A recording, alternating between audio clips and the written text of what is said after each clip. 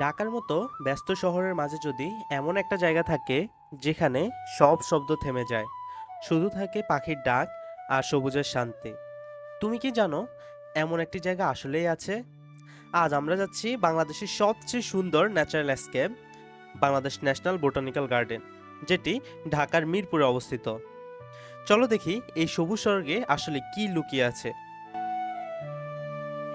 এই সবুজ স্বর্গে আসার জন্য সবার আগে আপনাকে আসতে হবে মিরপুর একে।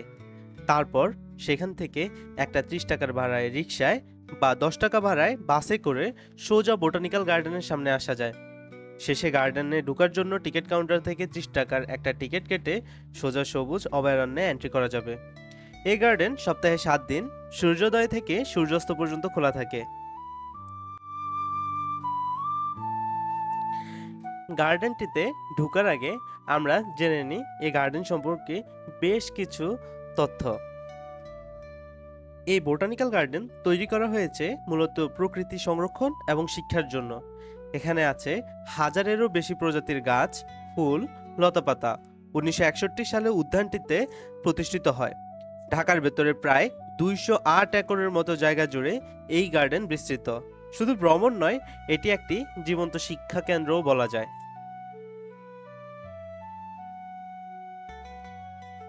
দেখতে দেখতে আমরা প্রায় চলে আসলাম বোটানিক্যাল গার্ডেনের সামনে। রিক্সা থেকে নামলেই আপনি হাতের ডান পাশে পেয়ে যাবেন অনেকগুলো রেস্টুরেন্ট, যেখানে আপনার যদি ক্লান্ত হয়ে যান অথবা অনেক দূর থেকে এসে থাকেন, তাহলে আপনি এই রেস্টুরেন্ট থেকে দুপুরের খাবারটা খেয়ে নিতে পারেন। তবে খাওয়ার আগে অবশ্যই খাবারের দামটা একটু জিজ্ঞেস করে নেবেন, কারণ এই রেস্টুরেন্টগুলোতে খাবারের দামটা একটু প্রায় বেশিই থাকে।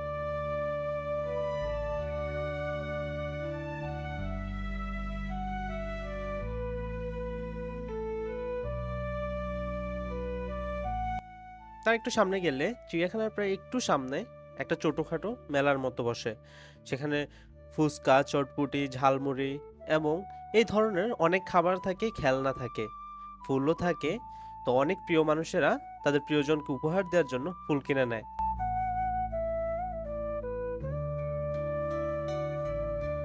আবার বোটানিক্যাল গার্ডেনের একটু পাশেই চিড়িয়াখানা, অর্থাৎ বোটানিক্যাল গার্ডেনের দেয়ালে এই পাশে বোটানিক্যাল গার্ডেন, অন্য পাশে চিড়িয়াখানা। তো আমরা এখন যাব টিকিট কাউন্টারের দিকে।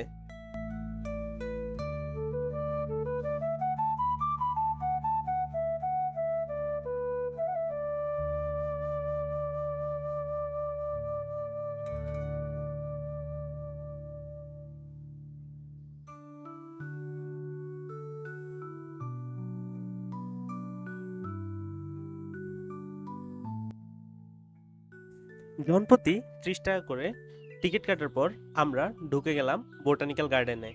বোটানিক্যাল গার্ডেনে ঢুকলে শুরুতে হাতের বাম পাশে পড়বে গোলাপ বাগান এবং হাতের ডান পাশে পড়বে কৃত্রিম লেক।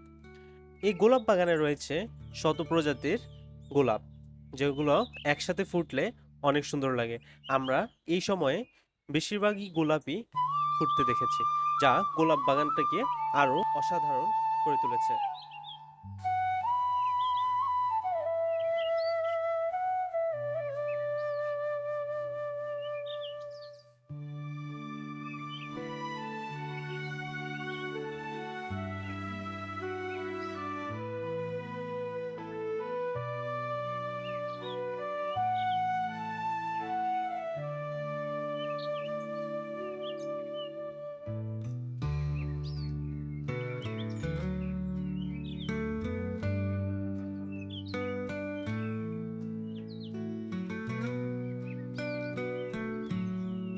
বোটানিক্যাল গার্ডেনের সবচাইতে সুন্দর জায়গাগুলোর মধ্যে অন্যতম একটা হচ্ছে কৃত্রিম লেক, যেটি গোলাপ বাগানের বিপরীত পাশেই রয়েছে।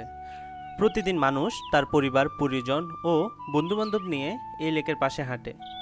আবার কেউ কেউ গানের আসর জমায়, কেউ কেউ পরিকল্পনা করে অদূর ভবিষ্যতের। সবচাইতে সুন্দর একটা দৃশ্য হচ্ছে এই লেকের মাঝখানে রয়েছে ছোট্ট একটা দ্বীপ, যেটার সৌন্দর্য রক্ষার্থে বছরের প্রায় সব সময় বন্ধ থাকে। চলেন আমরা এখন লেকের চারপাশটা ঘুরে প্রকৃতিটাকে উপভোগ করব, আর তারপর বোটানিক্যাল গার্ডেনের সবচাইতে আলোচিত একটা জায়গা খালি পায়ে হাঁটার রাস্তা সেটির খোঁজে বের হব।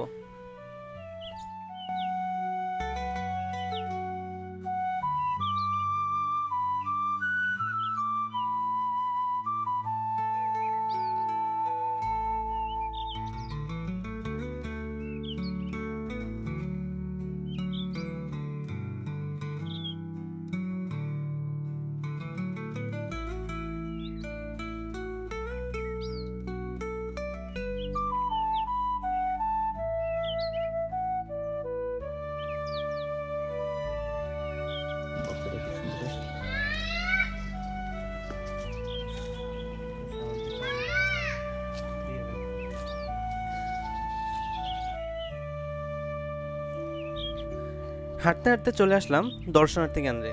অনেক স্কুল কলেজ থেকে এই গার্ডেনে পিকনিকে আসলে সবাই এই জায়গায় বিভিন্ন ফাংশন করে থাকে। এছাড়াও অনেকে বন্ধু বান্ধব বা ফ্যামিলির লোকজন একসাথে বসে আড্ডা দেয়া, গানের আসর করে এই জায়গায় বসেই।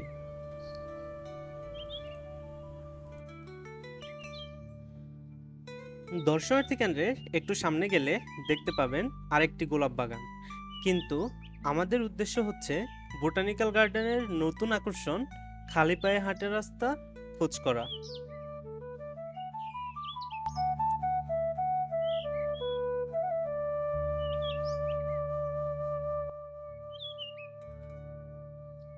খালি পায়ে হাঁটার রাস্তার দিকে যেতে যেতে আমরা জেনে নিব এই ন্যাশনাল বোটানিক্যাল গার্ডেনের সংরক্ষণ আর ব্যবস্থাপনা সম্পর্কে। গুগল থেকে পাওয়া তথ্য অনুসারে জাতীয় উদ্ভিদ উদ্যানে বর্তমানে 117টি গোত্রভুক্ত 952 প্রজাতির গাছপালা রয়েছে। এর মধ্যে 256টি প্রজাতির 35,000 বৃক্ষ, 310 প্রজাতির 10,000 গুল্ম, 378 প্রজাতির 12,000 বিরুৎ ও লতা জাতীয় উদ্ভিদ রয়েছে। 208 একর উদ্যানটি মোট 57টি সেকশনে বিভক্ত। এতে আছে বিভিন্ন আকারের মোট 60টি জলাশয়। জলাশয়গুলোর মোট আয়তন হচ্ছে 12 একর।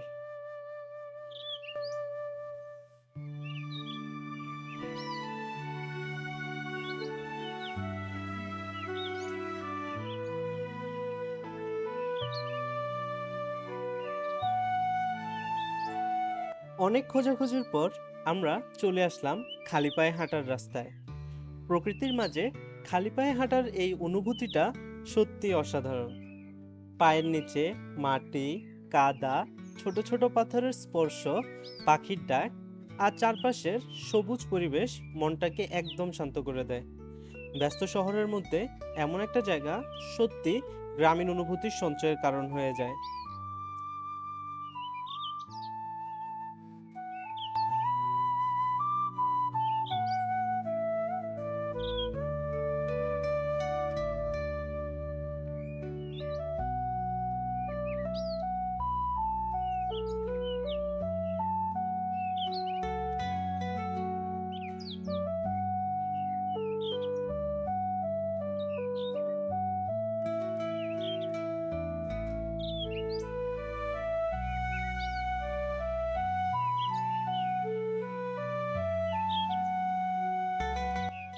বোটানিক্যাল গার্ডেনের বিশেষ আরেকটা জায়গা হচ্ছে পদ্মপুকুর।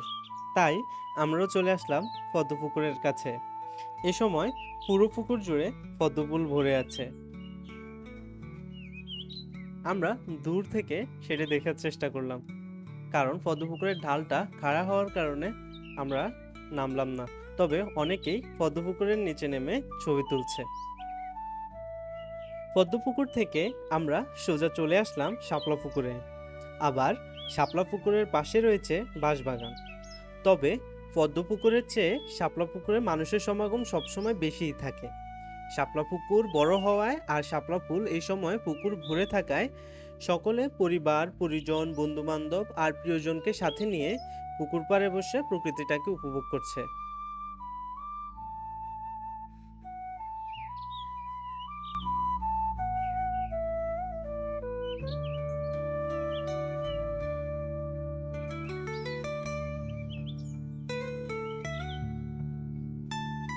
পাশে গোলাপ বাগানের এই পাশেই আপনারা দেখতে পেয়ে যাবেন গ্রিন হাউস।